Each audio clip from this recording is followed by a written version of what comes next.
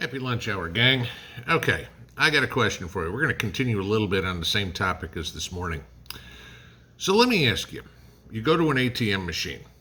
A lot of us do that. Okay, need to get some cash. It's easier than going to the bank. Is the very first thing you do when you get your cash out, write down the serial numbers of those $20 bills that you get? Probably not, okay? However, it probably should be. Not that anybody's going to do it, but this will give you an idea of the stupidity that we've got going on. Texans, this one's for you, okay? And everybody else, get ready. Austin, Texas, that liberal hellhole in a otherwise solidly red state, okay, has a little problem. They have a police shortage, okay? The size of Austin, they should have about 2,000 cops. They have 1,475, okay? So they've got a little bit better than a 25% shortage of police. Not a whole lot of applicants applying to be cops lately. Why? Because they get sued for doing their job. They get arrested for doing their job. They get prosecuted for doing their job because you have all of these Soros-appointed DAs all over the place that give the criminals 10 times the rights that they give the citizens and give the criminals 100 times the rights they give the cops. Okay? So Austin, Texas pulled out a real bonehead move today and announced that if you're robbed in the city of Austin, don't call 911. Call 311. That's the non-emergency line. Okay.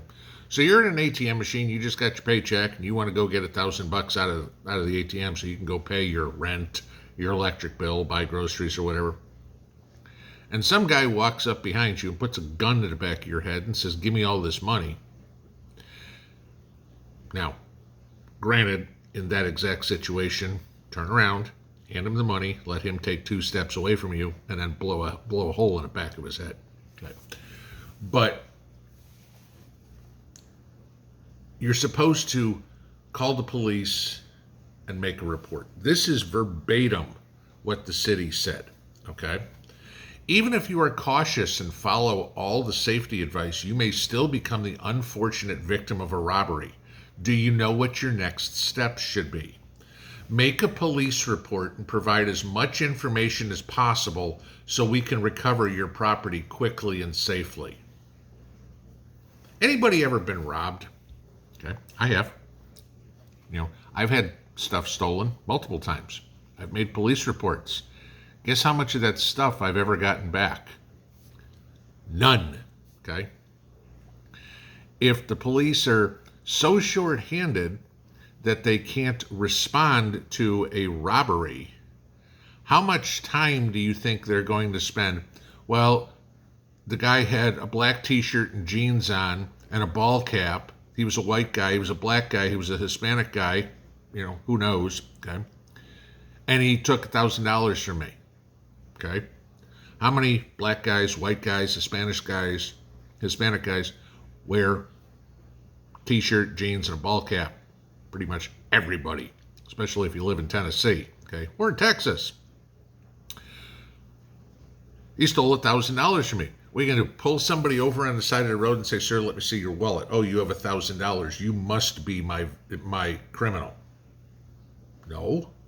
How the hell are you going to prove what you have? Okay. Dial 311 instead of dial 911. Wrong answer. I'll dial 357 or 556 first. Those would be better responses.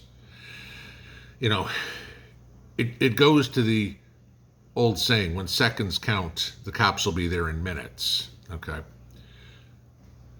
If you live anywhere near one of these liberal shitholes, or ever in one of them, and occasionally I have to go to them too, okay, go armed.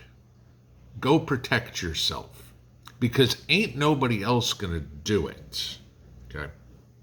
When the cops tell you flat out that somebody putting a gun to the back of your head and robbing you is not an emergency, I beg to differ. To me, that's a freaking emergency, okay? Because chances are, if you can't do anything about yourself, the moment the guy's 2 steps away from you running toward his car, you're pulling out your phone, okay? Trying to get a license plate number, trying to do whatever to call the cops so maybe they can catch him. But again, here's your issue. It's now your word against his. I just cashed my paycheck. That's where the $1,000 came from. I wasn't there. You must have got the wrong plate number. Well, gee, sir, you match the description. You've got a black t-shirt on, blue jeans, and a ball cap. That'll stand up in court. Okay? This is the deal. Our government has very few responsibilities. They like to take on a whole lot that they don't have the authority for, but literally their responsibility is to protect the people of the United States. That's what the government is basically for. To protect our borders, which they fail, and to protect the people inside the country. And I know a whole bunch of people will come up and say, well, it's no longer a cop's job to protect the people. I mean, and I understand that because they can't. Because the criminals have the DA on their side. They won't get prosecuted. It's ridiculous. I mean, y'all see the videos just like I do. There's a fight going on, and the cops just stand there and watch. There's people robbing stores, and the cops just stand there and watch. There's all these illegals. This went on this weekend, beating on the cops in New York City, and the cops can't fight back. They just kind of have to back up and walk away. Because as soon as they do anything, they're arrested, they're prosecuted, they lose their job, they lose their pension, they lose everything. So they can't do anything to protect you. Their hands are tied. This is exactly why Austin is saying, don't call 911. We can't do anything anyway. So the only way you're going to protect yourself, the only way you're going to keep what's yours, is to take care of yourself. The sad part about this is, and this is what this whole defund the police is going to turn into, mark my words, is vigilantism. Is that the cops don't help, the government doesn't help, the prosecutor's office doesn't help, and so people are going to go take it upon themselves to solve the problem. That's a scary proposition, and by no means do I want to live anywhere around that, because now you just get a wild, wild west scenario where somebody's just pissed off, and instead of having a barroom fight, now you have 2 guys walk out and wait for the clock to strike 12. I don't want to live in that kind of society. I hope nobody else does either. Death Wish was a great movie. I don't ever want to meet anybody like Bronson's character. Simply put, as best you can, you got to protect yourself, because the cops can't do it anymore. And they're coming out publicly and saying, we're not going to be there. So when seconds count, you're going to wait an eternity for any assistance. Pinball